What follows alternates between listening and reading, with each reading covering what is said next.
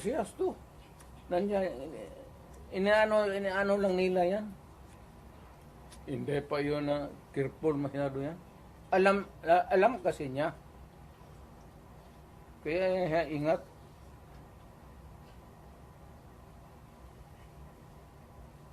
So why can't she just explain it, Mayor? Ini-explain na nga iha. Sa document nasa documentary, ano pa. Ngayon pag na-present na lahat sa COA, kaya sa COA ang ibang dokumento eh. Kaya nga sabi niya, Zuleika, wag mo na munang ibigay dito. Kumpletuhin mo na yung COA audit namin. But that was the reason that Attorney Zuleika was cited for contempt. That's the reason why. Why should it be an interference kung sinabi ko, wag mo muna akong ipa-audit